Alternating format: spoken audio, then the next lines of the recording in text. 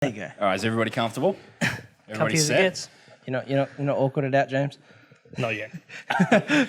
Welcome, and we are coming to you from a very different location this time. The Department of Drift has made its way all the way out to Bentley AutoPro. We've got Greg Sinclair right next to me. We've got James Gloyne from Mijy Racing. He drifts in Drift West, D1 WA, and also as part of Ken Leong's Drift School WA deal. And last but not least, DJ Laubscher. This is episode 7 of Department of Drift.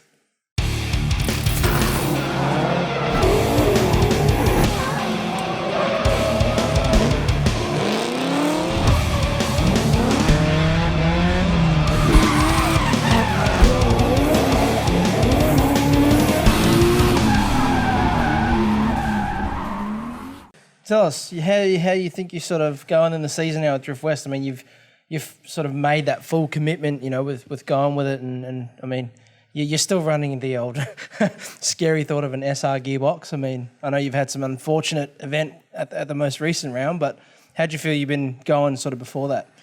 Well, yeah, before that, I'd managed to not break the gearbox, but last round it lost third gear thanks to an unfortunate clutch kick.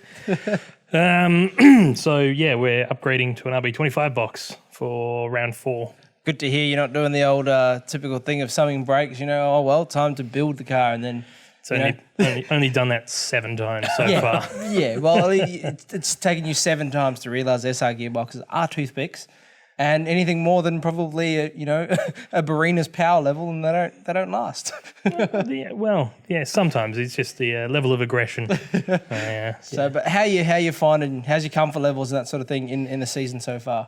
I still need to learn to actually get close to people. I'm getting used to actually getting out there and doing 8-9 battles in a day. Just the Drift West format is going pretty good. So. Yeah. It's sort of, even for myself, I find, when you trying to get close to a car, it's kind of difficult at first. You sort of got to play that thought in your head of, the closer I am, the less damage I'm going to do. It's taken me a good amount of time to actually get used to it. But then I've had, the fortunate thing of being able to do things at Drift School and that sort of stuff. So yeah, I'm not afraid to crash my car, but I prefer not to. That's good. We've seen that. We've seen you coasting mid-air off V8 race. Mate, it was early days, but yeah, it was one time. Damn it, man. We have to say a huge thank you, Greg. You've opened up the shop for us. This is about the nicest set that we've actually worked on. Thank you. Greg, you're not just a sponsor of Mijy Racing, James Gloyne, but you're also a sponsor of Drift West, and I'm fairly certain that you're actually a sponsor of several other drivers, riders, a few other sort of arrows in the quiver, as it were. Give us a bit of a rundown on yourself. How did you get into this parts game business? Yeah, okay. So I'm a mechanic by trade. I did my time as a mechanic, busting my knuckles, and it was fun, but there was no future in it for me. That was back in the days when apprentices were poorly paid. I got a gig at my local AutoPro, which was across the road from our old workshop back in 1999. And then pretty much started at the bottom, worked my way up to trade sales manager, looking after workshops, and then general manager for sort of my last 7 years where I was. And then for me, the next natural progression was owning my own shop. That was the only rung on the ladder I could climb, was to actually own one. So. Yeah. My wife and I, she also worked with me at AutoPro in Northam, and then our next step was to go in and buy AutoPro Bentley. Yeah, right. Now the Bentley area, let's call it mid-socio sort of economic. You've got some nice stuff over towards Vic Park. Yep. You've heading sort of towards the southern suburbs there, so you get a pretty good cross cut of the different cars and different car owners and whatnot. How's business? Yeah, look, it's good. It's like every retail store at the moment. Like, things could always be better, but then you count your blessings. They could always be a lot worse too. Recessions gone over days past. So things could always be worse, but they could always be better. So we just try and do what we do every day. Do our very best in customer service, pricing, what we offer our customers, and then just know that that's good enough. That they'll keep returning, and then they'll tell their friends, and they'll keep returning, and we just do our best. The reason I ask that is because when it comes to sponsoring someone that's in motorsport, whether it's a driver, whether it's a motocross rider, or someone that's coming to get two-stroke oil and whatnot, it's a pretty big deal to commit to anything other than, okay, maybe you can have 5 litres of oil for a season and that's my sponsorship. I know that we've seen that you're not that kind of sponsor. No. We've seen that you get very heavily involved, and we'll go into some more of what happened at Drift West Round 3 in just a moment. But there's a massive commitment that you sort of take, and I've seen you take that commitment personally. What is it that you actually look for in a driver or a rider or a motorsport personality that makes you say, yeah, I want to get behind this guy or girl and give them the best chance they can? It's probably a really hard thing to quantify, to put your finger on, that's what it is. James had come in here a few times speaking specifically about him, and he came in here and one day he said, I know you sponsor a motorbike, so you sponsor another supermoto rider who's having a season off. And he said, I know you sponsor someone, like how do I write a sponsorship proposal? Like, how do I go about doing that? And like he's such a nice guy. I mean, as anyone who knows him knows, he's like a really nice guy. Get that mic up nice and close to your face. Don't get a big head. Yeah, there we go. But he's a really, really nice guy. He's honest. He's genuine. And he didn't come in looking for us to sponsor him. He just wanted some help. Mm-hmm. And so I was like, it's like an X factor. It's something you can't really put your finger on, but it is just something about him that just went, you know what? This is a nice guy. He's genuine. He's legit. He's not going to try and take us for everything we've got, because we don't have a lot. I mean, it's a shop, but we're not rich by any stretch of the imagination. And he just genuinely wants some help. And look, I love drifting. I've never actually done it myself. I'm probably a drift enthusiast, I suppose. I want to give it a go. Keen to give it a go. Yeah.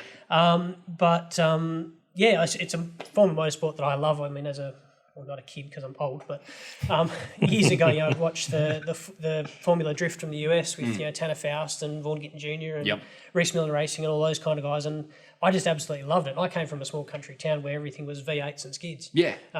So to have a bit of a passion for something, of the Japanese kind of heritage was a bit weird. Yeah. James was just a great guy, and we're just like, maybe we could do something for you. Let's have a chat. Let's see what we can do. You make it sound really easy. Like, all great guys. Inquire within at AutoPro. James, I remember you sending me the original draft copy of your sponsorship proposal. Now, to start off with, the sponsorship proposal at a grassroots, because let's face it, you drift at a grassroots level. For someone to actually go to the effort of putting a sponsorship proposal together, I think that was a level of commitment that a lot of people don't necessarily go to, isn't it? Well, the guys that do have, sponsors and all that actually, have a proposal. But thanks to a couple of friends with theirs, I got to see what, the guys around town are using. And I sort of thought, we can do better. So I had a look at some of the international guys' proposals and, tried to step it up a notch and make it a bit visually pleasing. And you're right. I'm just having a play over here. I'm trying to work out whose mic I've actually got. I think you maybe got mine. No, you're fine. Yeah. All right. Anyway, so you had a look at some. Well, basically, you did the smart thing. You went out and you actually looked at some of the stuff that's worked for other people. Yeah, that's it. And Richard Lazar's, his is great wordedly, like it's put together nicely, but as soon as I looked at it, it's a Word document, and I just figured you want to put the effort in that you want to receive. So I figured, add some pictures, make it pretty. Even when I seen it, I was like, I thought, you asked me, and I'm like, look, I just talk to people. That's how I get to know people, and I'm like, look, what can I offer you that will benefit you to then sort of help me where you think you physically can, But then from what I seen, what you showed me, I was just like, whoa.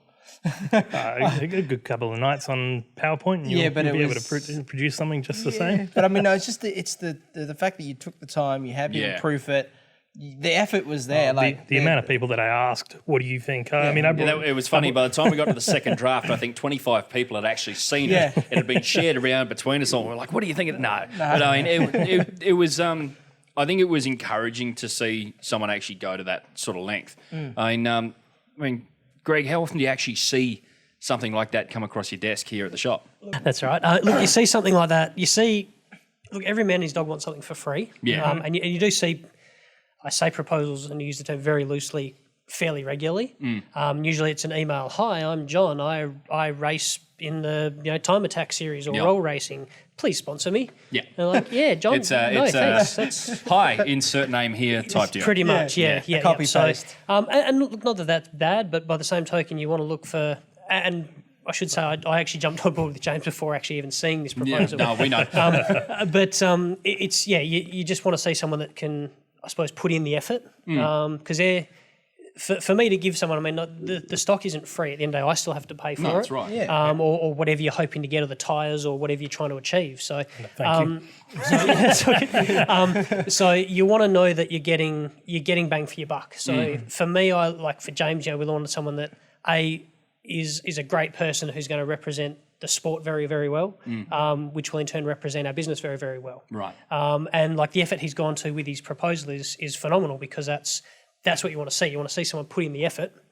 Because if they've spent that many hours on PowerPoint, far more than I would commit to it, that they're that's just them trying to attract some interest in them as a person.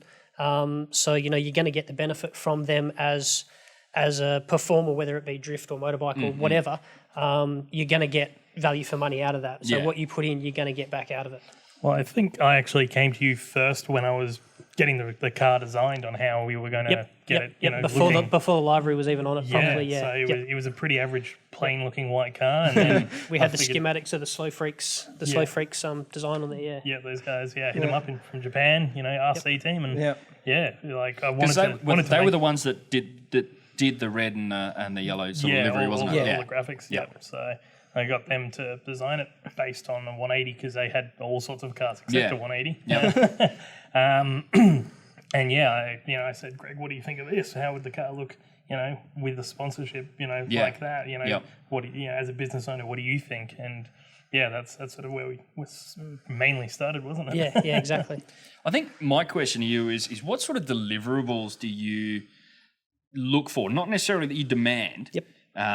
But what sort of deliverables do you kind of look for from someone that you're sponsoring? What are you looking for from them, aside from the friendly sort of demeanour that's going to put your brand across in a proper way? A podium finish would be cool. It'd be nice, James. Yeah, It'd be nice, no mate. pressure. No more gearbox issues, please. No, look, with I suppose with James's car, best example, we're looking to just be noticed, be out there. Yeah. He does a great job. He does do a great job at driving. Like he's a pretty good wheelman, and he does do it very, very well. So we're just looking for something positive. Like we said, it is grassroots. So we're not talking V8 supercars. We're not talking Formula D over in the States. It's grassroots. So we're just looking for me, it was good exposure into a sport that didn't. I was surprised the first time I sort of heard about it. There was no, thank goodness, other automotive competitors involved in the sport, which kind of shocked me. I mean, obviously you've got PSA with Dave, obviously, but there was no actual automotive part stores. And I'm thinking, well, these are drift cars. They break stuff. That's right. Yeah. This is just a really, really good fit. So how no one had done this before was beyond me. I mean, I know a few guys might have Newlon sponsorship or whatever. Yeah. So bigger oil companies that were throwing some money at it. But, we're just a small family business. And so we thought, well, this is a great way to get our name out there into a sort of a relatively untapped market. Yeah. We've got a lot of the stuff for, the JDM kind of street scene. That's sort of around Perth, with your Turbo Smart and your Raceworks fittings and all your Go Fast bits, Garrett turbos, anything you want. We can do that already. So you've got the line on that kind of stuff because absolutely. It's not like you're going to keep the entire line of sort of GTXs and stuff on the shelf. It'd be nice. It'd be great. Oh, I'm just going to go and such pick up bling. That'd pick up be a new dream, one. wouldn't it? Yeah, it'd be great. But you still have the line on obtaining that kind of stuff. Absolutely. And if someone comes in asking for a new turbo for something, you can still hook that up. Absolutely, yeah. I mean, we've just got a new rehousing for James is a good example. New housing, new clutch, new radiator. Yep. And it all comes down to what people want to spend, obviously, as well. But it's all stuff that we do have, can supply, have supplied in the past. So I mean, we've hooked up some really cool cars. I mean, one of our regulars, he doesn't have it anymore, but he had nearly a 900 horsepower 33 Skyline. with plates on. It was a street car. Yeah. So, you know, and a lot of that stuff, obviously we didn't do the tuning or the building. I can't claim benefit for that, but a lot of the bits on that were supplied by us. So it's just, it's something that we already do. So it just seemed like a really, really good fit rather than just having an amazing street car, to actually put some of that effort into something that goes on a track, goes sideways, smokes tyres and does what it's supposed to do. Yeah, right. Deej, you were there at Drift West Round 3, the most recent Drift West event, mate. Without going into too much detail about exactly what happened to James, what was your take on the event? I digged it. I mean, it was actually really good to see. I mean, not only the AutoPro logo stands out on a lot of the cars, the color scheme is awesome. So, you know, it lifted the event from a sideline perspective when you know, because I was doing photos as well. It helps to make it stand out. But the event itself was actually quite good to watch. Yeah.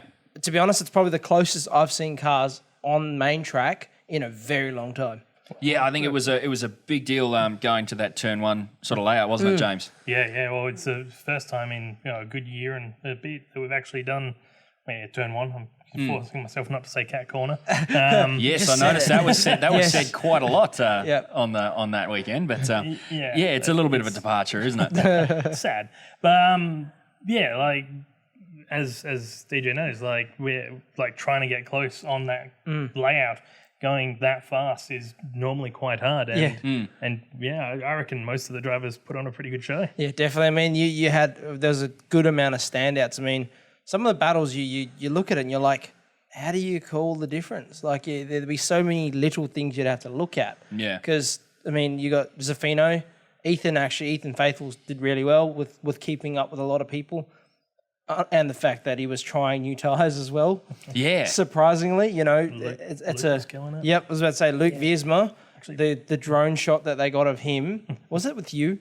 It was with you, wasn't it? I think we got a GoPro shot of Luke all over you. Yeah, like a big wheel in my rear wheel. Lunge up through the race. That was that, and then the other one, I think it was again with Luke, but from the drone. Both of those were just they were mind blowing. Yeah, but people like Jamie Worrell and Richard Lazar, they were killing it all day as well, and it's just I mean, with Richard again, the thing that impressed me with him is he's always had sorts of issues and stuff with the car where I think it's the most comfortable I've seen him. He loves the main track with that speed. Yeah, but I mean, it's just even with the other layouts and stuff, he's always been fighting that car. You know, where now he seems to be, he can just throw it in, trust it, put it in a gear, put his foot down, and just. That magic blue pill. That magic blue pill. I reckon. I think so, but it's. I mean, I've witnessed what the issues he had with the GK Tech. I mean, where I almost rolled the 33.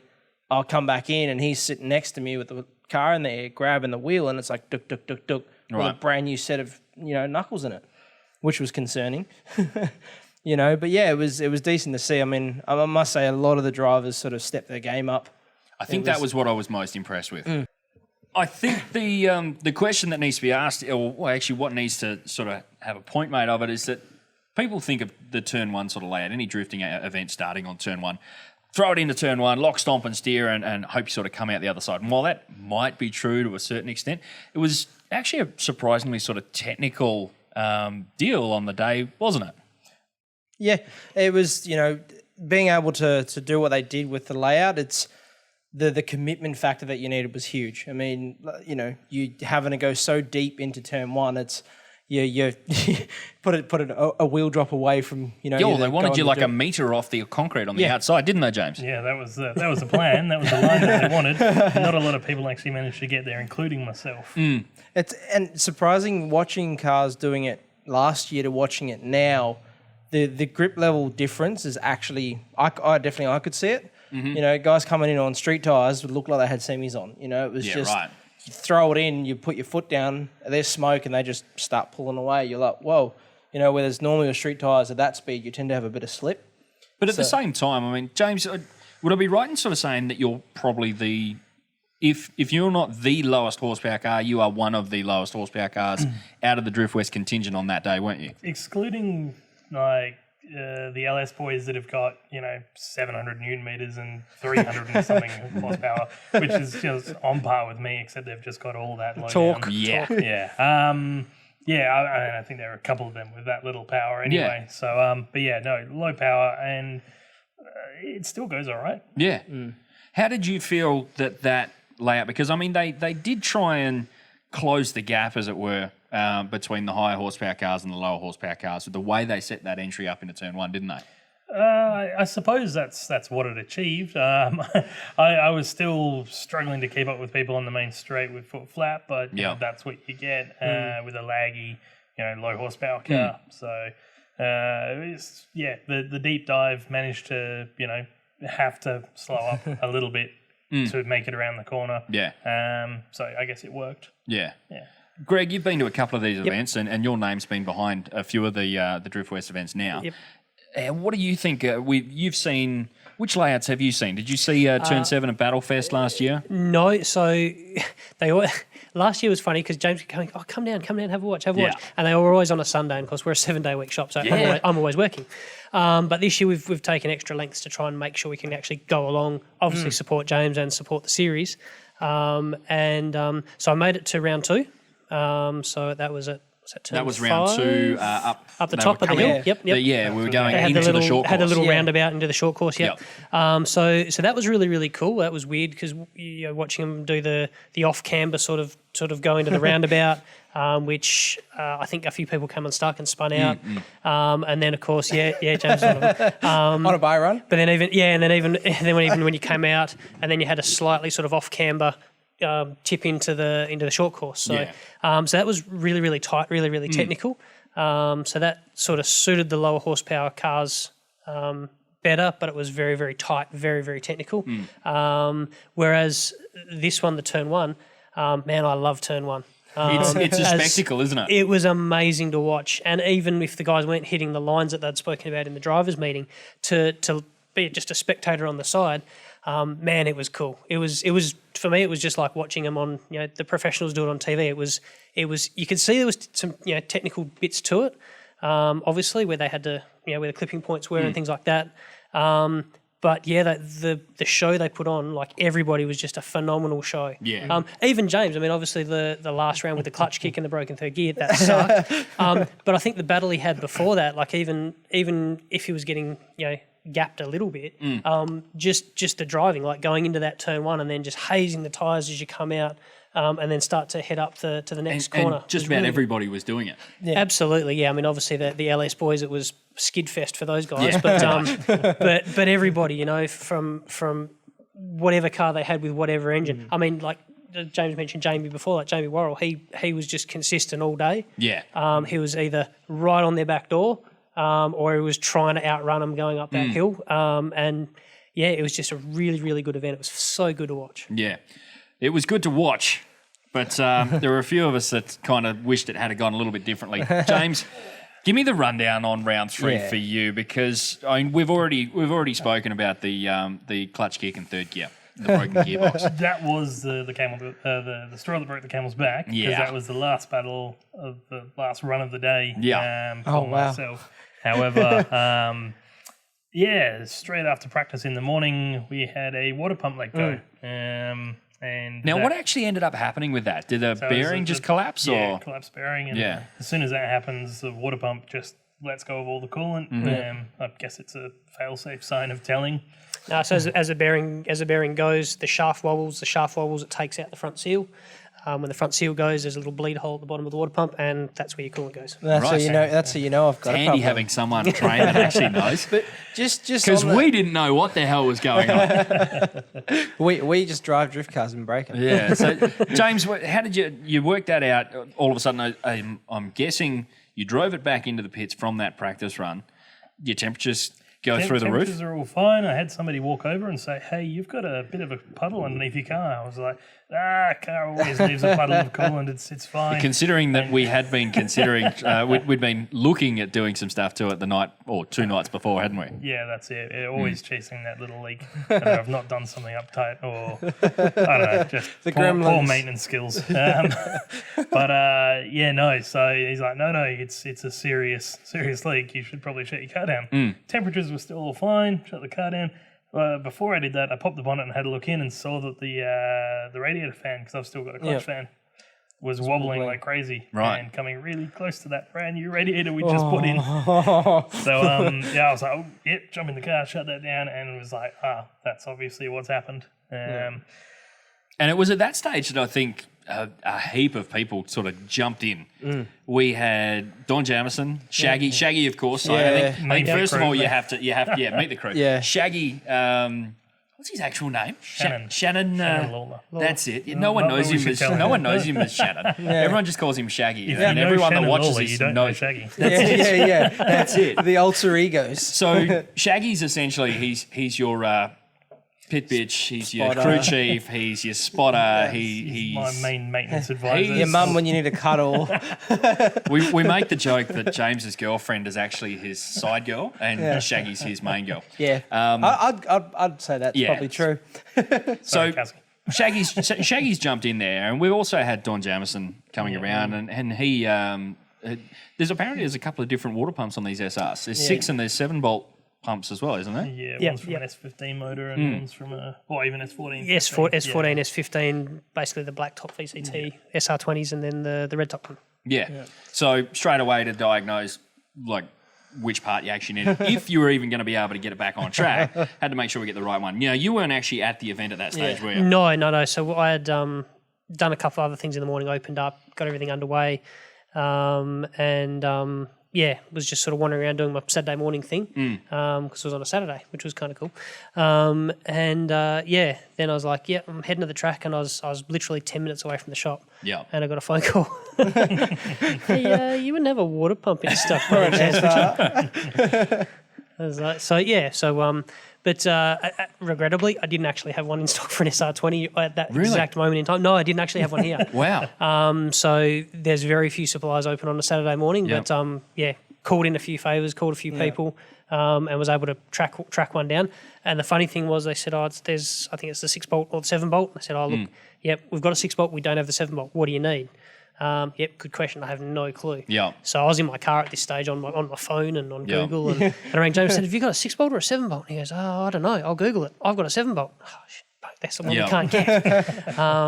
And then came back here, jumped on our system and had a bit of a look around, and I was like, no, you can't have a 7-bolt. You've got to have a 6-bolt. You had a 6-bolt, didn't you? I did, but we hadn't pulled it off at that stage because everything was still boiling hot. Yeah. So you went for the worst option. You're like, it's probably that one. So anyway, I worked out that that's what it should be. So by that stage, we'd sort of double checked and confirmed that's what it was. So beelined it for the warehouse where that water pump was. Yep. Picked up a water pump, brought some coolant, everything we might need. I think I was about 10 minutes out again, and then we had to come back and grab some silicon. Yep. No one needs a gasket. These things don't know. Exactly. And then just made a beeline for the track within speed limits wherever possible. So we saw you arrive fit at the to do track so. with this magic cardboard box, and we sort of greeted you in the pits, and we had. Then it had sort of grown. Well, we had the medic, paramedic leaning in there and offering like he was passing tools. It was actually pretty helpful. His name was Ash. I saw because I was running media on the day, and I was actually running your social media. Yeah. On the day, he actually liked the page and was like sharing stuff. Really cool dude, Ash. So Ash, if you're watching, big ups to you, mate. That was pretty cool. We had him in there. We had Harry Buck stop by and Told gave me I his need to, let him help me fix my car as normal. pretty much. And of course Shaggy, Don, they were all involved. It was a massive team effort, wasn't it? Oh, Greg got in there and was turning spanners as I was fretting, not knowing what the hell to do. I was about to say, I've actually got photos of Ash, the paramedic there. I've got Greg just full, arms in. That intense stare on that photo you got of me. I was just staring into that engine bay, willing it to be okay. You're like, just do not have anything else go wrong, just work. But that's a mammoth effort. That was crazy. Okay, yes, we'll talk about someone like Greg Salvia changing a motor out at a Matsuri or something, but this is on a one-day event. How long from start to finish, from that car coming off the track to going back out for its first lap, do you reckon that took? It wasn't quite after the practice. I'd managed to get one by-run battle in for the beginning of the day. And then when I pulled back in, we missed 3 battles. So it was by lunchtime we got back out. So maybe 2.5 hours, 2 hours. Considering that we're up in Wanneroo, you were running from Bentley. Bentley via sort of the Ascot, Redcliffe kind of area, via Welshpool, and then Welshpool down to Rockingham, up to Wanneroo, back to No, it was a solid solid probably hour and 10 minutes of just pure driving to get there. Wow. And there's all those lovely fixed speed cameras now that I've noticed on the freeway. You know the story I've heard, just on a little bit of a tangent there, apparently those cameras are creating so much extra work, they actually don't turn them on all the time. But you never know which ones are turned on or off. Yeah, right? They were just creating a heap of extra paperwork and all that. They couldn't keep up with they couldn't keep up with the revenue. I'm not that lucky. No. There's still thousands and thousands of people that'll drive through them foot pegged at 95 k's in an 80 zone. Anyway. But yeah, so you guys managed to get that done. You got another 3 battles in? Because it was like you were supposed to do 9 battles in total. Yeah. And so we'd missed 3. Yeah, we had 4 or 5 left. Yeah. Yeah. Yep.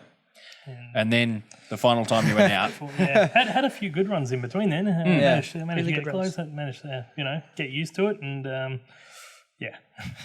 problems. Classic SR gearbox problems. Now, let's be honest, you've done this before, James. Yes, 7 times. I Can got we warned just previous ponder to on the that? event that if I clutch kicked, I'd get a crutch kick from Shaggy because he's normally the one that has to come and help me.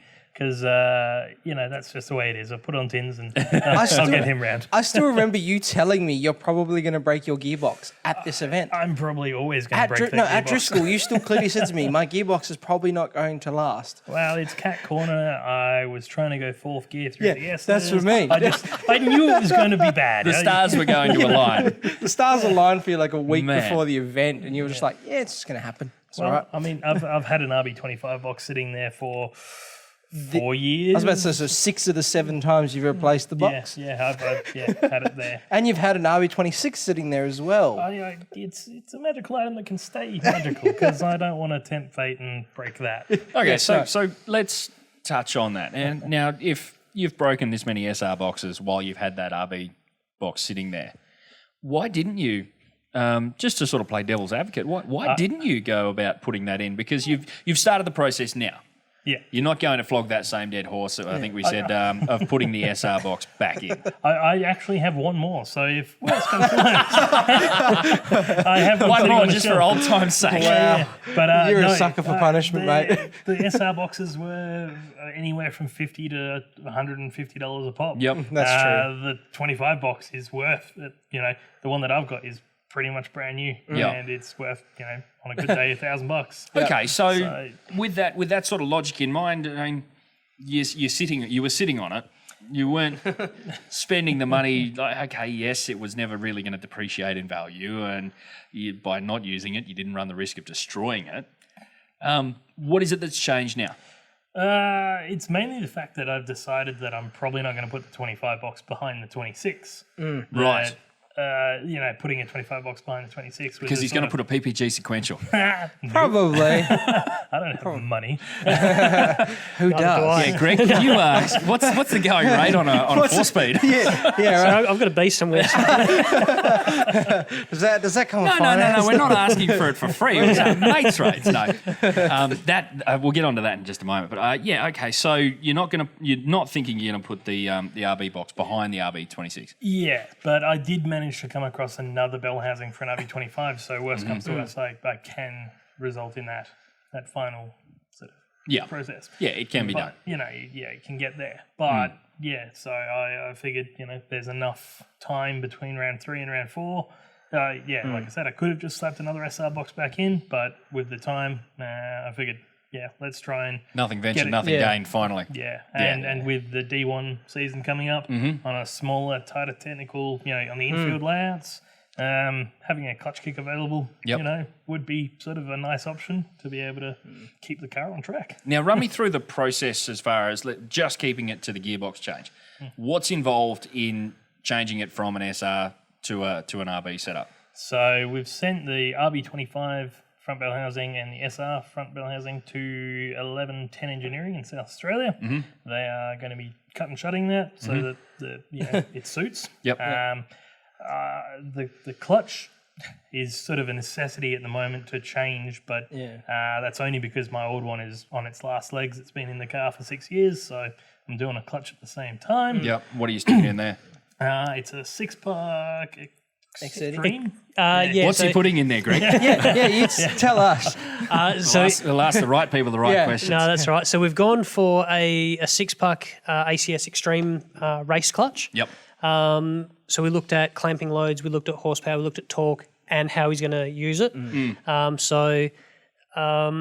Depending on your gearbox, so with an SR box, you'd maybe have a slightly, I suppose, less fancy clutch in there, less clamping load, more chance that the clutch is going to slip rather than the gearbox is going to break. Right. Which is why. Which is, I mean, eventually they will same. break though. So this time, because of the strength of the gearbox and knowing that we're going to clutch kick it, we've gone for the 6-puck clutch, which is a little bit more aggressive. Right. It'll still have a pretty nice clutch feel, like Yep. on his left foot, but it's a lot more aggressive in terms of the way it bites. So when he clutch kicks it, there will be that quick disengage and then that massive bite to re-engage quickly. So that'll be really, really nice, and then we just wanted to match that with a nice with a clutch plate that's gonna handle that kind of abuse. Right. Australian Clutch Services Extreme Race Clutch is what we've gone for there, and then we're coupling that because there's no point putting a new clutch on an old flywheel. So I think James was running the original SR, Just the standard one at the the moment. stock flywheel. So again, through ACS Australian Clutch Services, we've gone for their drift flywheel. So James, you're spending too much money, mate. Look, give it to me for 2 days with a 40 mil bloody hole saw and a bit of garnet, and I'll give you a light and flywheel. I think you get a lifetime supply of whole saws. Well, we didn't want him to go through all this effort of finally committing and going, look, bugger it, let's do the gearbox swap. And then put some half-baked old crappy clutch in there, or even just go, oh look, I can't really afford a good clutch. We'll just put a cheap one in there for now, because then we may see another failure, a part failure at round 4, and then potentially through the D1 series. So we're doing it. Let's do it properly the first time. So ARP bolts, drift flywheel, aggressive clutch, and do it once and do it right. I've Bentley at it again. I've actually, heard horror stories of clutches going wrong where, you spend $300, you buy an eBay special, you had your flywheel machined, and then you do 2-3 events, and lo and behold, it welds itself to the flywheel, ruins the flywheel cover bolts, and the actual, pressure plate and everything. Then you're up for $1,000+ again for flywheel, the whole lot. So do it with that sort of stuff. Definitely, right call. Do it right. Do it now. And sounds like you've definitely got a killer package. You haven't gone the old recipe of twin plate. So just I've heard some horror stories about twin plates. Brief ramble on that with Silvestro. So a good mate of mine, my actual battle partner, he actually went twin plate, and I told him, you're going to break gearboxes, and he went, nah, should be right. Well, he's got an ubby box behind an SR. He snapped an input shaft on a 25 box. Coming out of cat corner. Literally, pulled it out. We have an alignment tool if you need one. He went through 3 of them before realising that the clutch was the problem, and it was just the clamping load was too much. Input shaft can't handle it. That's shock loading. But having Greg around and be able to work it out. Smart. Well, I think more so to okay, great. This is a great idea you've got. Now let's just sort of point you in the right direction. Whereas, okay, yes, we know you need a new clutch. There's more to it than that.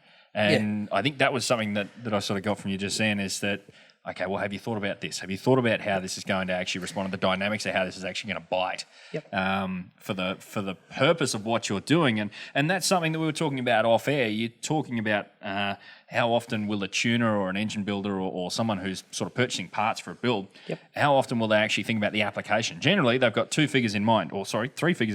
How much can it cost, how much power, and how much torque? That's true. And everyone's got to work to their budget. For what you can achieve. And there's an old saying, the poor man pays twice. But it's really, really important to think about what your application is, to what you expect out of it as a result, and then choose the right package that's going to meet all those requirements, not just the cheapest possible one that's available. So that's what we want to achieve. And we spoke earlier about what we want to see as a result from someone we sponsor like James. It sounds crass, but he doesn't do me any good sitting in a pits. No. He's not having fun. The car's not on the track. Come on, and we're man. not enjoying the we put event. a great video together. That video was good. That was an exceptional. That was an exceptional video. No, you guys did a really good job. But that's what we want. Ultimately, we want him on the track enjoying himself, doing what he loves. Then it's our name on the rear fenders of that 180 going sideways, and everybody wins. So that's why we said, look, if you're going to do it, let's do this. All right, so that's not it. That's not entirely the whole process. There's still more componentry to buy to get fabricated. What else is on the cards? So for this conversion, we're going to have to still get a tail shaft made up. Yep. I've had a few places recommend to me now. Decisions. So going to find whether or not we're going to go with two-piece, which has pretty much been recommended to me, which is just cut and shut front and rear. What's the advantage to that, Greg? Look, there's probably a million different schools of thought to it. Some will say two-piece gives you extra weak points, so extra points where it can break. But then we've seen with the one-piece shaft behind an LS car destroyed itself, I think, in round 2. Yeah. In this one, I'm going to take a back seat and go with whatever the people that are in the know, because you've got to know your limitations, and I'm not a tail shaft expert. Yeah. Everything I know that's old school always runs a one-piece shaft, but that's all old school stuff. Yeah. Jap cars are a little bit different, and drifting's hard on tail shafts as well. Yeah. So, we'll see what the experts come up with and go with that. All right, so tail shaft, that's ticked. And I mean, if worse comes to worse, I will go one piece, Yep. depending on price and whatever. But tail shaft, and then the last bit of the puzzle will be a gearbox crossmember mount. And that should solve the whole puzzle. Yep. Now, is that a fabricated piece or an off-the-shelf item? Or a second-hand item? I believe you can buy some online Yep. that are pre-fabricated, and they're not that expensive. Alternatively, I think it's a case of welding a bit of plate on the end of a standard one. You and just it fits. extend it a little bit, drill a hole, and away you go. So I've got a few good fabricated mates, as well as a sponsor, Crazy Luke Speed Shop. That, he's pretty good at fabricating, I'd have to say. How many cars do you reckon have had Crazy Lukes all over them?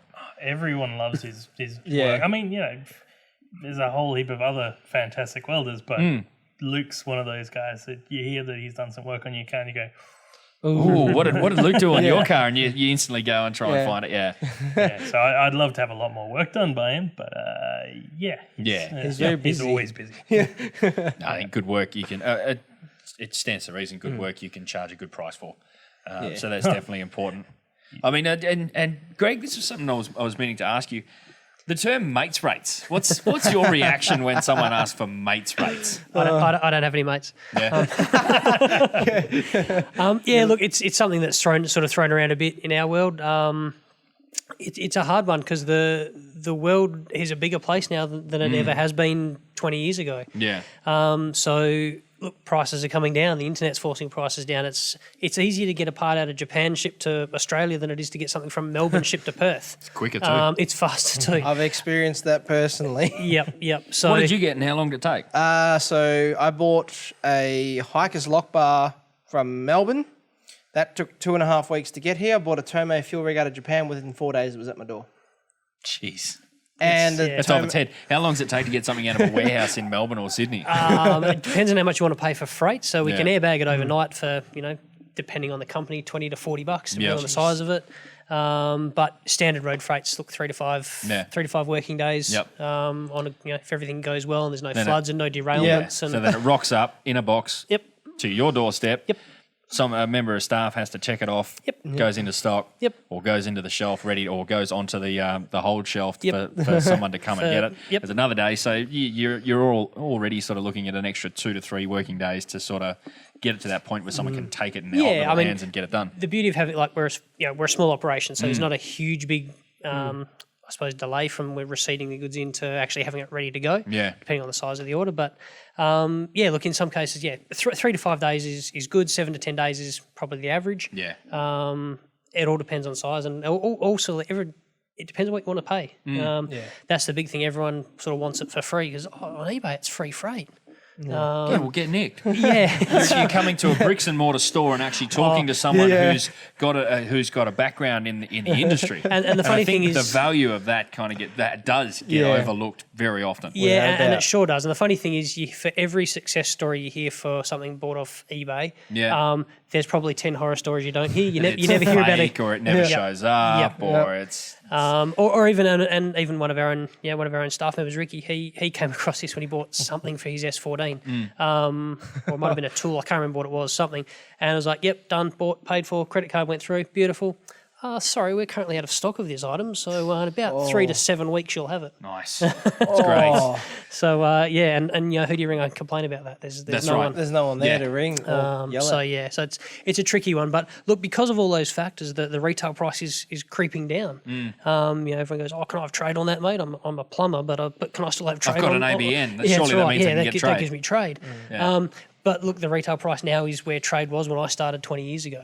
Yeah. Everything's creeping down. Costs aren't getting any cheaper.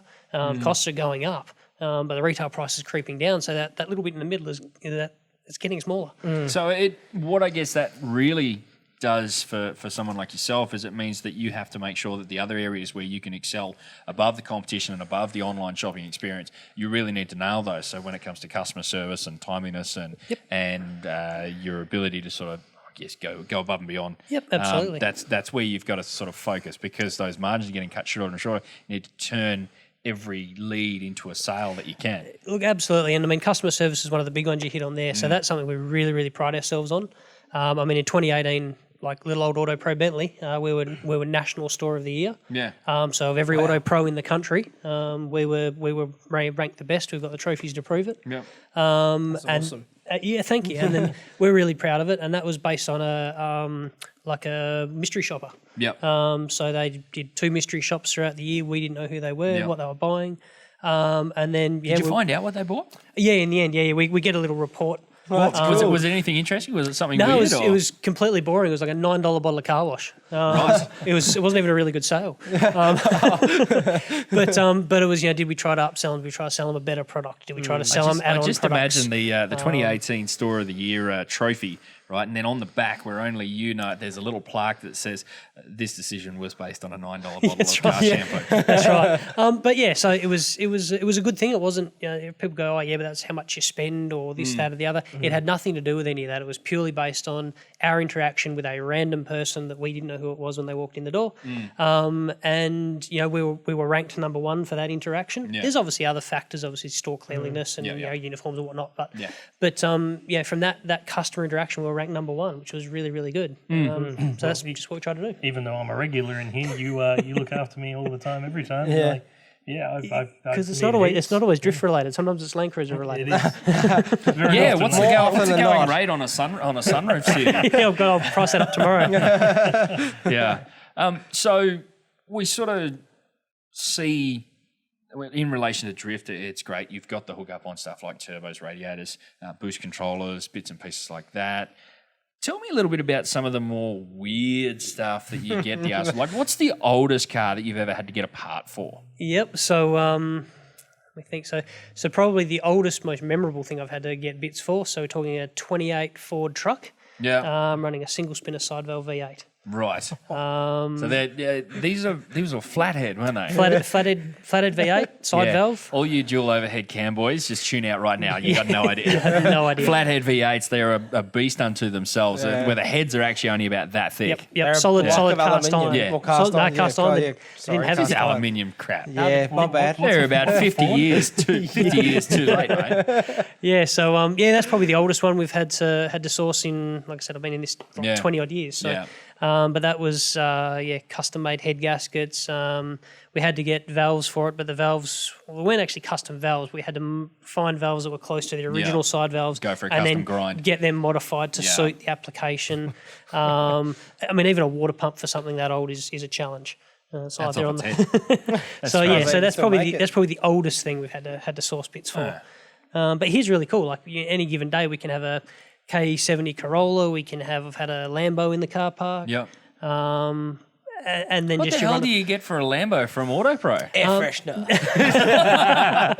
No, so this and then even like we had a Bentley come in, so the guy was after some cleaner and protectant for his roof. You definitely on his got a photo convertible for the Bentley. gram for that, didn't you? Absolutely, A Bentley at AutoPro Bentley Bentley. at AutoPro, but yeah, exactly right. See what you did there.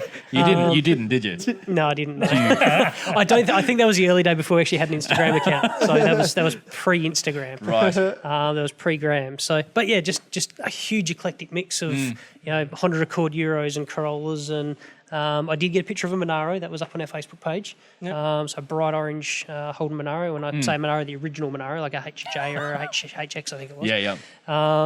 But yeah, just a huge eclectic mix. That's part of the cool part about what we do is you get to see like literally everything from Lambos to Monaros to bunky old Corollas and the old 2003 Toyota Camry that just won't die. Just like the one that was it WTF took down to race Oh, wars. yeah. Yes, wow. That thing was off its head. Yeah. We're talking about social media and whatnot. James, how much do you sort of try and integrate social media into what you're doing as a drift driver, and sort of what level of importance do you kind of put on it? It is pretty important. I always try and put out more than I am, which I'm not as good at putting it out as I need to be. Once a week is probably my minimum, and then if I can get good content every second day or every day if possible, but I'm also very bad at remembering that. Look, I think it's one of these things. It's tough. I mean, everyone's got a day job, then they've got what's going on, and if they're at the track, they're focused on what's going on at the track, changing that water pump or breaking third gear, stuff like that. But yeah, I mean, Deej, what's your sort of take on where our current crop of drifters are at with their social media? Because I feel like over the last couple of years, it's definitely looking better. Oh, without a doubt. I mean, James would know the what was it, about a year ago in the group chat we got for all the drift school drivers, I pretty much went off my nut at everyone going, you guys... I could never imagine you doing that. Never. But it was more the fact that I was ranting about the fact that people need to focus more on social media. It's like everyone's sitting going, oh, woe is me. I'm a drifter, I'm broke, and I can't afford to be on track. But it's like, you want sponsors, you got to... please sponsor me. Yeah, but you want sponsors, you got to work for them. It's not hey, dude, do you want to like put a sticker on my car and give me free stuff? Like, that'd be so cool. The more I can get, going to the track gets... a fair few views from people that are interested in what's going on. But social media has that opportunity of reaching everyone. Yeah. And the other thing that's good is you, especially if you've got, like in your case, what you do is, there's no event on, but you still know James is around, AutoPro's around, because of the fact that you do these little regular posts that come up, you scroll through your feed, oh shit, look at the car stands out. Your post look is at the pile of new parts that he's got on the passenger seat. Yeah. Your posts are articulated well. I mean, it when you break it down to nuts and bolts for that sort of stuff, it is a little bit of effort, but it goes a long way. And I mean, that's where I think a year ago, and that's why I'm proud, especially for you to pick it up and carry on with it. It makes me smile to see people doing it, and it's Lizard's doing it. I mean, Worrell's starting to focus on it more. You've got Danny Friend who's getting into it. I mean, what more can I say? I mean, the shift is definitely there. We see it. It's just people need to keep on with it because they want that instant return, that instant gratification for it. It's not going to happen. It is hard work. Well, I mean, having a good mate come along to a drift event is also quite helpful. Having them handle all your cameras. Three drivers. I think it was 5 onboards, and then trying to get like. I did media for round 3 for Jamie Worrell, Richard Lazar, and James, and I was knackered, man. Yeah. I got there and I've never crazy. seen Jmac that crazy. I'm like, it was mental. And we got some good stuff, but I still didn't get as much as I would have liked. Like I would have quite happily taken another 2 different onboard sort of shots and stuff like that. To the point where I was honestly considering coming to round 4 if I was going to do it again, which I would have loved to have, but I've actually got some other work on.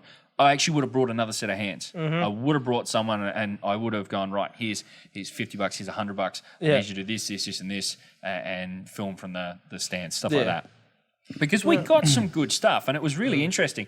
Now, the numbers I'm about to rattle off, they're not necessarily a measure of how good the content that were created that weekend was. It's probably more of a measure of how little content you guys were putting out prior. Because we saw I'll try. We saw figures like the reach of each of the 3 pages for that for the 7 days after the event. like 4,000% more reach. Yeah. Right now that doesn't mean that what we created was fantastic. It means that was a quiet page leading up to that point, and all of a sudden you've hit the right buttons and you've got it out to a few thousand people, and all of a sudden it's landing in front of people. So it's one of these things. But man, that could very easily be a full-time job. Yeah. And you can't expect people to do that. And I think that what we are seeing drivers and drifters doing here in WA is 10 times better than what we have seen in the past. Without a doubt. Light years ahead. Yeah. As a sponsor and as someone who's involved in motorsport on the level that you are, Greg, I mean, how much value do you actually put on that? It's a really tough one because the number of likes or views on a video doesn't necessarily translate to dollars at the counter, does it? No, look, it doesn't directly translate. It's more a form of passive advertising rather than direct advertising. So we're also on social media. Find us out AutoPro Bentley, Instagram, Facebook. Hey, the plugs. Good. But look, it's the same. Like I put a post up and then you watch it and it's suddenly it becomes the thing of your life. Like how many people like it, how many people have viewed it. It can be addictive, man. What's my organic reach? Yeah. I didn't know what organic reach was 3 years ago before I started this place. I was like, what the hell is that? Yeah. And yeah, look, it is a hard one. I've got a huge following in Eastern Europe, like Russia, Czech Republic, those kind of areas on my Instagram. It's crazy. Really? Yeah, for That's AutoPro awesome. Bentley. Yeah, yeah. No, you know That what is it is? killer. They probably thought that you were actually in the States and they were trying to swing the results of the election. Either that, or Wow. either that, I think we sell parts for Bentley. Either which we'll get that, a bit. either that, or I think because they feature on this a fair bit. But no, look, it's hugely important. Like the reach, the content, the exposure is important. It's a tough one to measure and physically quantify, like you said, at the till or at the register. But it's exposure, and some of the exposure you get, you just can't pay for. Well, you can, but I don't have deep enough pockets. Yeah. Not on prime time during the V8 Supercars or something. But it's James does his posts for Instagram and Facebook, tags us into it. Yeah. When cool events happen, then we reshare that. Yeah. So it captures a bigger audience because my audience isn't necessarily James's audience. Yeah. So it's valuable to get the name out there, and it's good for particularly like Drift West or D1WA as a series to get their name out there. For not for them to do it, but for the drivers and the owners of the cars to also acknowledge those series, because as those series come under the spotlight, then more sponsors will look at that as a viable option for sponsorship. Yeah. Not just of the cars, but as the series as well. I'm probably talking myself out of a sponsorship deal. I won't be able to afford it in a couple of years, but that's hugely important, and you can't really measure that. Yeah. The one thing I've picked up on, I mean, I've sort of nerded out on this a fair bit with sort of social media and that sort of thing, is the easiest way I can put it to someone is I'm giving the curated organic reach that you don't have to pay for. Yeah. That's essentially what you're doing. You're curating content around your business, your products and everything.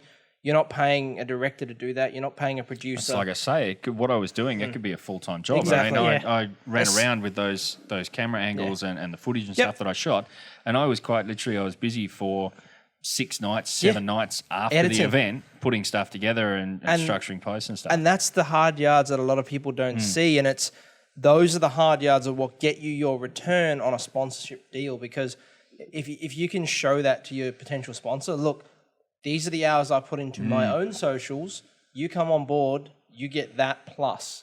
You know, that sort of thing. If you can sell that with your sort of package or your sponsorship deal, I think it'll definitely help. It's just a lot of people tend to get so fixated on this. I've got a couple of followers, give me free stuff, but it's the background stuff. I think until you start drifting on an interstate sort of level, that kind of thing in Australia, until you start drifting an interstate sort of level and getting out to like live streams like your high tech oil stuff, then it sort of starts to play into it. But here at a grassroots level, I think it shouldn't be. You shouldn't discount it. You shouldn't just completely ignore it. No, definitely not. I think there is something to be said for someone who looks after their social media channels for sure. Our series did sort of start to get into that live stream thing, and they had a massive amount of views on those sort of. It was big. Yeah. D1 and Drift West both got into it, and it was awesome. Yeah, I know for like from the D1 side of it, I know we're definitely going to continue with it. it's kind of we bit the bullet. And I mean, obviously with Andy stepping down, we lost the camera gear that we had, so we had to foot the bill for that now.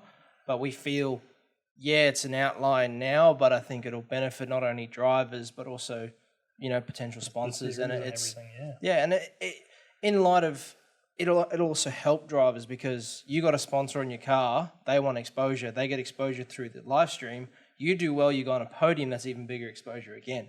Yeah, I think it's on face value that's great because all of a sudden instead of the 400 people that are there at the track, you all of a sudden you can go out to an audience of 5,000, 10,000, which is it's orders of magnitude better than what you would have got just at the track.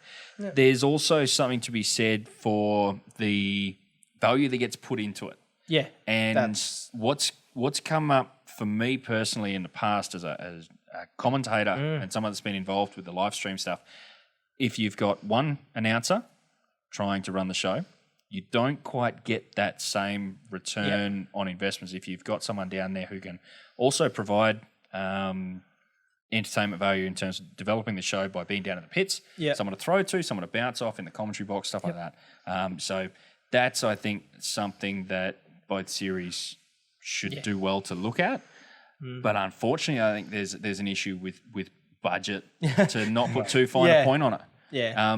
Remembering that we are... Yeah, it's not. It's definitely not. Yeah. It's a hard thing to do. It's sort of...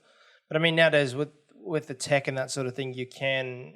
If people are willing to help, you can bring tech on board to kind of help you in that area, Yeah, to a certain extent. You're not going to fully replace, like you say, you're not going to fully replace a pit reporter, but no, if you've got a camera that someone's somewhat confident to talk in front of, you set it up in the pits. You say that guy broke a gearbox, grab him by the collar, pull him over, and put him in front of it. Yeah. If you switch to the camera, there's little things like that you can start with. We just need to upgrade to all drones. Oh, wow. Actually, that's right. Let's talk about that. The drone footage. Greg, you would have seen quite a bit of it coming out over the last couple of weeks. How crazy was that from round 3? It was absolutely unbelievable. So we got the drone footage from round 2, which was quite good. Yep. Gave you that sort of bird's eye view. But how close he was getting to the cars. Epic. It was phenomenal to watch. It was really, really good. It was really, really professional. You follow the cars. You felt like you were playing. You were playing it on Need for Speed Underground, or you were watching it on TV. It was really, really good. Right in there. It was some epic stuff, and I'm really keen to see how that develops. I think there are actually some plans in the works to be able to utilise that drone footage for judges to actually get a replay. They started trying to do that for round 3 for Drift West. So I actually, funnily enough, I ran into one of the drone operators about 200 k's southeast of Perth at a joint 18th and 50th birthday party I went to. Yeah, father-daughter combo there, and he was a friend of the. Well, no, they're just doing it together, and he was a friend of the daughter. Yeah, and ran into him, and then you get to talking. Oh, what do you do? Oh, I fly drones and stuff. And I'm like, oh, what do you do? Oh, I announce drifting. Oh, were you at? Yeah, I was. I was that guy. It was quite funny, yeah. But no, he actually was. This was a spin out. He got the oldest guy there and stuck another set of the goggles on him. Oh no! And then took his drone because he brought his gear. He took his drone out for a spin. Just about made this old guy seasick. It was epic. Just some of the stuff that these guys can do, and he's been flying them for about 8-9 years. So this is not a bloke who's gone onto eBay, picked this thing up for $150 and gone, yeah, I can fly a drone. Yeah, I'm a drone. This is this, and there's so much more involved. Like you've got to get your full. You've got to get a what's the word? It's a proper license so that you can actually do business under that, and you've got to have the insurance, and you've got to, of course, have the setup. Oh, there's so much regulation. So we won't say whether or not they actually broke those rules with how close they were getting. I know there's some proximity issues, but no, some of the stuff that they were actually able to do was incredible. Yeah. I'd be happy to have a drone crash into my car for some pretty killer footage. So they're all 3D printed. Yeah, they're all only really lightweight. They're like, but it's 600 grams, 700 grams. When you talk to them about, when they talk about radio frequencies and stuff they rely on, I'm like, wow. Yeah.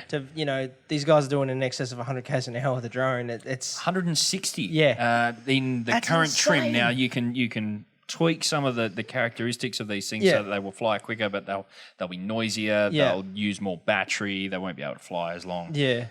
So he's pilot that you're talking about, the one that did the Is it Matt?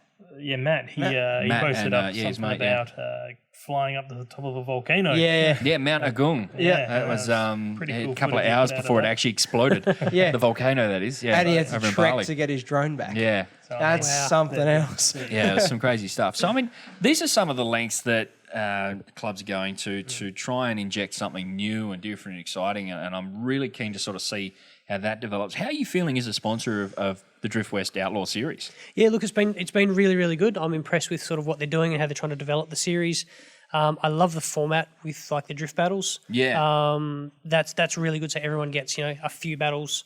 So you're not just out, do 2 battles, and then you're knocked out for the day. Oh, I mean, that was the traditional setup. Is Correct, that you'd qualify, you'd face off against someone, and it was an elimination battle. And Yep. if you didn't win, you wouldn't progress through to the next round. Yeah, so the format they're running with now, where everybody gets so many battles depending on how many people are there, but everyone gets good battles. It's great for the spectators because you don't want to rock up and go, oh look, I'm a big fan of Luke Versma and he's been knocked out in the second round. Yeah.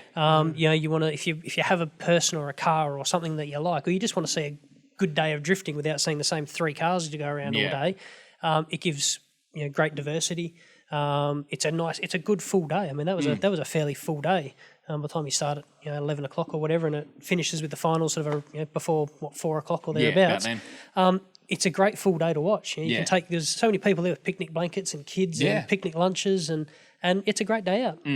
Yeah, it's really, really good. No, it was a really cool spectacle, and I think that is one of the real defining features of that Drift West series that they've really nailed is that battle format where that randomly generated battle deal. As a driver, James, what's your take on that? Yeah, well, with Drift West, I'm pretty sure I've had more battles in a day than I have in an entire season previously. So it's great to be able to get that practice and that experience. And although it's not your conventional style, it's definitely a lot more fun as a driver. And well, yeah, as Greg was saying, you get to support your favorite drivers. Yeah. So it's not like that be all and end all if they don't make it to the next round, because they've been beaten. But the other thing just to add to that is the one thing I've picked up on, especially for a main track like Barb's, what they suffered was dead track. That track is so big, you're holding a layout for say up V8 race into short course. It is boring when there's no cars out, and when you run traditional style in that kind of layout, and you don't have the cars to pump through or expression sessions, people that are keen to do it. Yeah. It becomes real hard. Where I guess they've cured that problem in a way of doing this format where it's just battle after battle after battle. So you're not really. I think you and Jmac covered it last podcast about reruns. Yep. They've got rid of reruns for this sort of until style. you get to you get to your top 8. Yeah, in which case you've seen a million battles already. Yeah. So You're kind of like, we can slow having it a bit down. of a break, while you're waiting for the guys that have been doing great all day to come back out because they've just glued it to each other's door, both runs. Okay, we can deal with a rerun. But I mean, the judges with this format are allowed to award draws. So there were a lot. There seemed like there were a lot of draws that were handed out that day. Yeah. The judging perspective, like from where they sat, because there's such a long course for round 3, like Cat Corner, S's, VRS, they're looking, from, what would you say, 50, 100 metres? Yeah. Yeah, about that. It's about 100 metres away when you look at from where they were to the middle of turn 1. Yeah. So they're really restricted on how far, how much detail they can put into it. I mean, you can look at photos and replays later on and go, no, he definitely was off or whatever. Yeah. And you can pick at straws, pick at things like that. But, the judges can only see what they can see. And after judging myself years ago, it's hard. So awarding a draw is better than going, he was. Yeah. It'd be cool to see some sort of, just throwing it out there is having sort of potentially moving, say, 1 or 2 of the judges to another spot, essentially. So kind of, how they got the scaffolding up the end of the short course that they used where they were in the last time. Yeah. Having that, say, put that on the wall on the infield between the wall and the fence. I don't know how long ago you watched drifting, but I mean, I started 7 years ago, and at Barb's they used to run whole track events. Yeah. And so they'd have one judge in the cat tower. Yep. Like on the first corner. Yeah. So they did split have it up. Shaggy, who did judging for quite some time, sitting. Keeps popping up. This guy, you can't get rid of him. That He's is a pretty everywhere bad for a smell. while. He was sitting in a caravan up in the middle of the S's, and then Is that caravan still there? it still lives. I at think it's Barb's, I'm moved. pretty It's sure. moved up to short course now. It's like on the infield of short course. Wow. I think it's actually even in the Assetto Corsa. Probably map. wouldn't surprise I'm me. pretty sure it's there. But yeah, and then you'd have another one at the top of the S's. Yeah. Oh, top of short course. Yeah. See, And that- so the problem was that you'd have one judge say he was great through the S's, and they only judged their zones. Yeah. So if somebody spun out in the first corner but managed to somehow get back on door, it was a 10-0 for the first part. Yeah. But you maybe got a 5-5 for the second part and a 7-3 advantage or 10-0 advantage at the end. So it was a different style. It would take that, and that's the thing. I mean, with the way they do the judging now, you could still somewhat apply it. I mean, with technology's come a long way, so the guys aren't as distant. You know what I mean? So it's sort of their scores all go in together. And I mean, like you say, if they spin it on rather than doing a zone, still do it like they are now. But I feel it would give less chance for.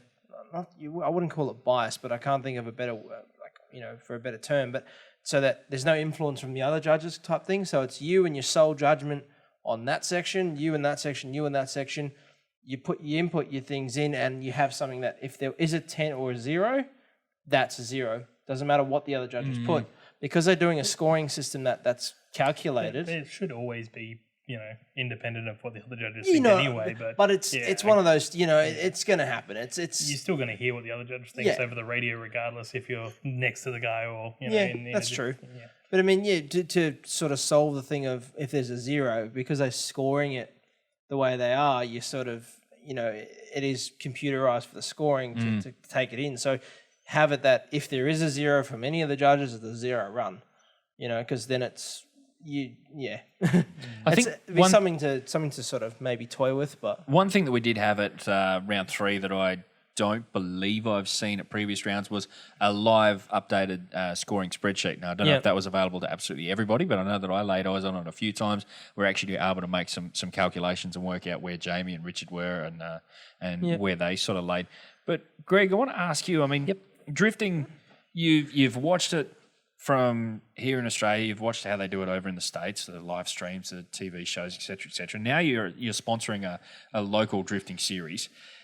How much do you know about the sport of drifting in terms of where it's come from, the sort of the nuts and bolts of how it's judged, that sort of thing, and and what do you think of the people it attracts and where it's sort of going in the near future?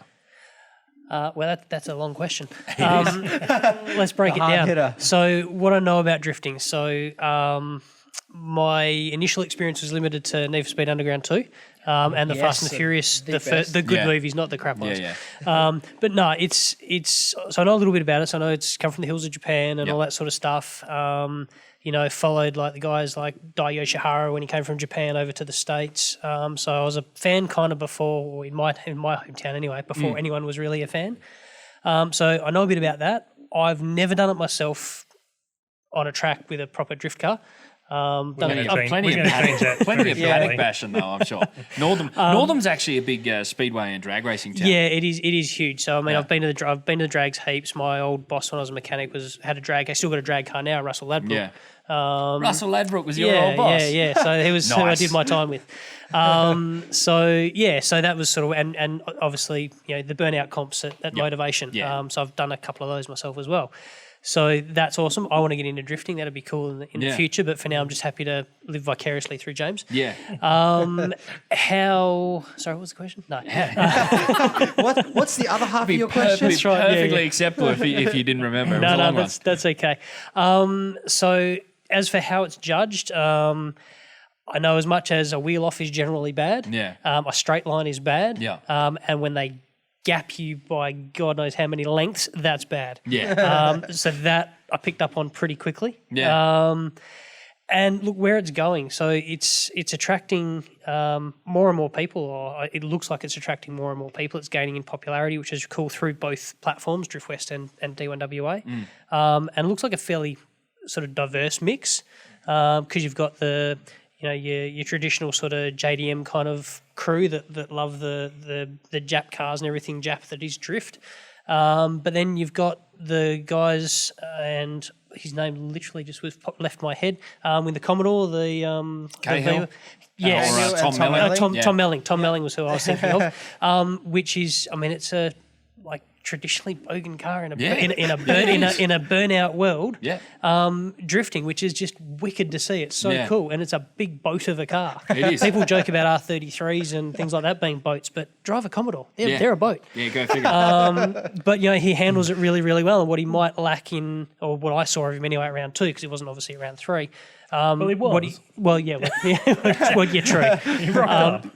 But what he may have lacked in, I suppose, a bit of technical ability in 2, just because of the tightness of the track, he more than made up for by just baking the tyres at every opportunity. It was a spectacle. Which is a spectacle, and that's ultimately what it is, I suppose. It's something we want to grow as a spectator sport. Yeah. The more people that queue up and buy tickets, that buy souvenirs, that buy lunch there, and bring their families and tell their mates, and then like the drivers and follow the drivers on Facebook and Instagram, as we spoke about, the more it will just gain to be akin to your drag racing, your speedway, at that kind of level. And I think that's where I'm hoping that's where the organisers want it to head. Yeah. And it's just killer to watch, because it's everything you want. It's not just drags where they're just going in a straight line for 400 metres. It's not time attack, which is technically good for drivers. Like, the drivers love it; they have a great time. Boring as to watch. Yeah. It's not particularly interesting to watch. Yeah. So it's got all the things that you need for a great spectator sport. And I think that's why we love to watch it. Whether it's on TV, on live stream, on Facebook, whatever. It has a potential to be a really, really great spectator sport. It is everywhere else in the world. And I think at a grassroots level, that's sort of where it's heading, or where I hope it's heading. Yeah. So even at a local grassroots level, it's getting more people through the gate, which is what the sport needs. More supporters. We had 11 trainees last Saturday. Wow. So there's definitely no shortage of people wanting to learn and to get into it. So I think that's a pretty good metric. How many people are actually keen to sort of come and take it up and actually get involved, or at least give it a go? Then on that other side, I mean, you look at the likes of, our own Casey Rowland. He's relinquished his car to his missus. Yeah. We've got ladies getting involved, Even that's massive in itself, that there's ladies wanting to get involved in the sport. Well, I mean, at the time of recording, there was a recent Jose Nadrifto event from D1WA, and that was another sellout, wasn't it? Yep, it definitely was. Yeah, I mean, it's the second one in a row that they've sold out in really quick succession. So when are you going to hand your keys over to your missus? I already have. I think she drives better than you, doesn't she? She probably does. She does. I mean, I think I've already lost the 33. I mean, she's nicknamed it. She's sort of, she's worked out the seating situation. So I better get that Beamer built and get that finished so I can give her the 33. And then we all lose out. Yeah. Yeah. Nice. All right, well, that just about wraps us up. James, you got anything to plug? How do we find you on social media? Mijy Racing on Instagram, Facebook, and nothing else. But maybe one day. One day you'll be on YouTube, I'm sure. Well, we will be. Good. Yeah. Good. Yeah. No, and Greg, whereabouts is the shop? This is an actual bricks and mortar shop, people. So the best thing that you guys can do is actually come and support places like this, because it means that they're still going to be around. So exactly. Whereabouts are we? Look, so you find AutoPro Bentley at 1145 Albany Highway in Bentley on the corner of Queen Street. And we're on Facebook, AutoPro Bentley, and at AutoPro Bentley on Instagram as well. Awesome stuff. Check out DJ Laubscherdrift on YouTube, Instagram, Facebook, and of course myself, Jmac from Jmac Media, on all the same. But in the meantime, from everyone here at Department of Drift, we'll catch you next time. See ya. See ya. So, Bye-bye.